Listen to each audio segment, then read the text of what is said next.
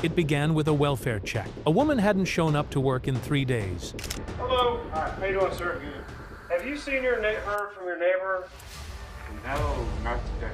We now switch our attention to the door entrance camera to Walmart. If I wanted to, I would have killed the two of them. When police arrived at Roa Al-Danoon's apartment, the heir told a story long before the door did. A faint, sour stench, like something rotting. We could smell like a sour smell, like something that was like starting to rot.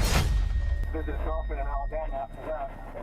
Roa was a 24-year-old single mom, hardworking, quiet, reliable, which made her absence alarming. Her co-workers had reached out. No one had heard a word. Police couldn't force entry yet, so they waited for maintenance to bring a spare key. At this point, we're getting a little more concerned about what's going on with Roa, why she isn't here, why she isn't answering.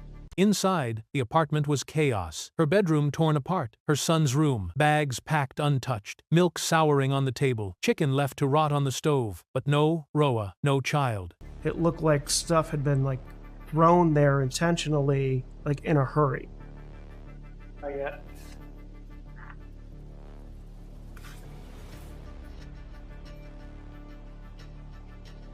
I mean, it didn't look like anything was packed in her room as opposed to her child, where there was a packed bag on the bed and a bunch of clothes on the bed. Nothing pointed to where she'd gone. No signs of violence, no blood, no note. It felt like something or someone had pulled her out of her life mid-step. Officers spoke with co-workers. One name stood out, Hamza, a close friend, maybe more. Because he's like, I have a lot of friends that comes in, like family friends. And sometimes he comes in, he just creeps and stuff like that. I had asked him, when was the last time you had seen Roa or spoken to her? And it was surprising to me when he answered, it was Sunday, October 16th, which was the same night she was reported missing. But Hamza had been the last to see her. October 16th, they smoked hookah. She seemed nervous, kept checking the peephole. Then at 6:35, I told her that I have to leave. And I was gonna leave. And then she wanted to check from the little thing by the door. And he's there, because sometimes he gets in. And he was there.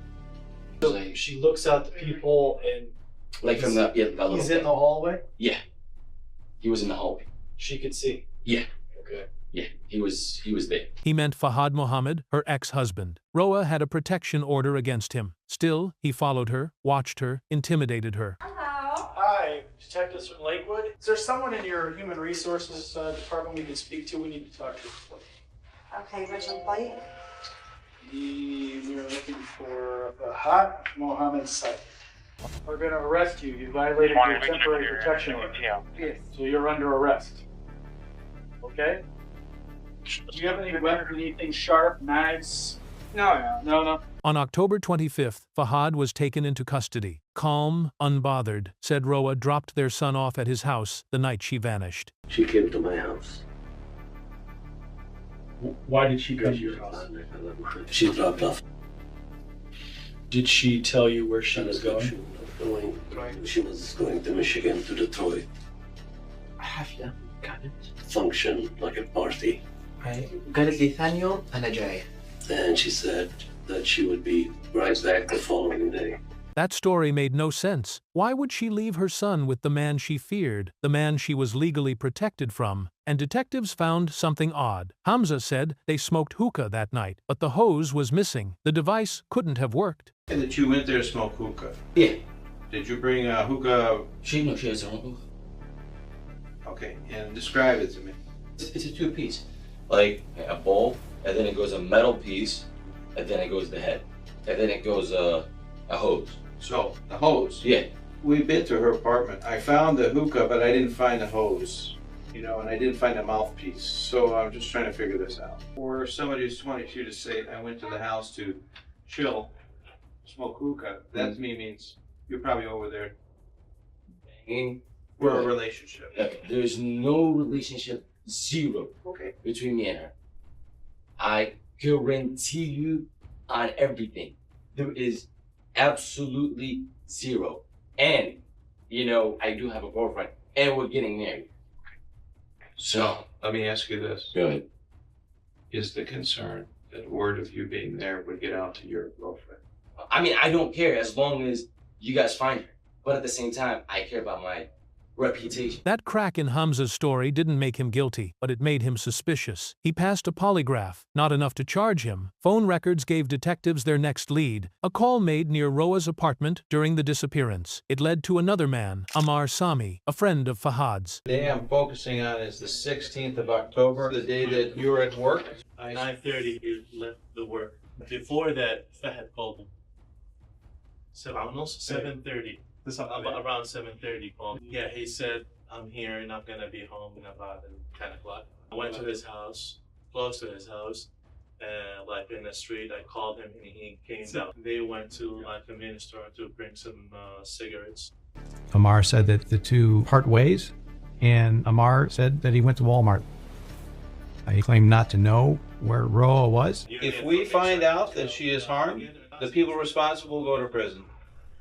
If people are not citizens, it could be subject to deportation. There's no problems. I'm really ready to help with anything. And it doesn't mean deportation with you and your wife. That means you deportation.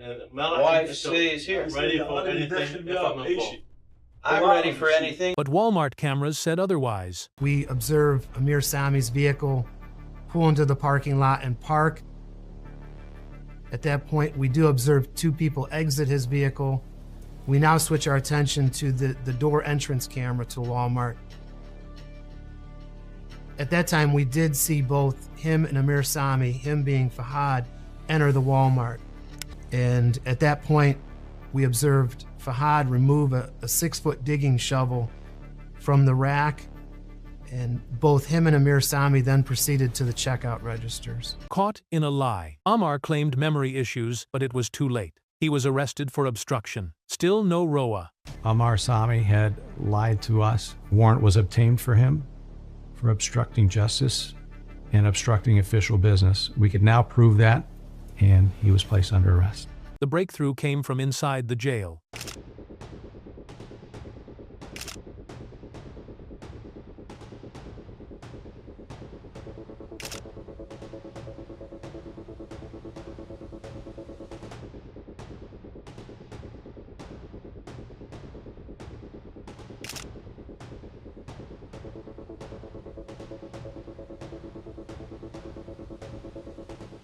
Michael, Police and Fire. Hi, yes, I have information about a missing person. Okay. Her name is Roa, like Roaa. Uh-huh. My boyfriend called me and said he didn't tell me what was said, and like his wife is missing. What's that about? And he's like, I don't know. And I was like, well, that's weird.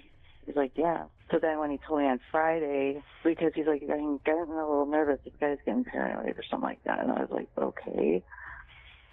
So I don't know, but I just wanted to tell you guys, whatever information you need to know. My partner and I went to the county jail and picked this inmate up. And then he told me he has a map drawn, allegedly by Fahad. What is this right here? First, you want me to tell you why he drew that? He wanted me to move my body.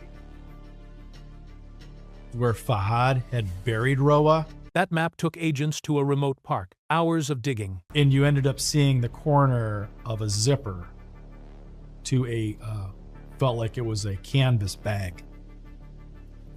We began digging a little bit more around this area and started to smell decomposition. And we knew that this was the spot. They had found her, Roa al-Dannoun, murdered, buried, left to decay, beneath a blanket of dirt and lies. You were very angry when you saw her in bed with this other guy. And if I wanted to, I would have killed the two of them. Right.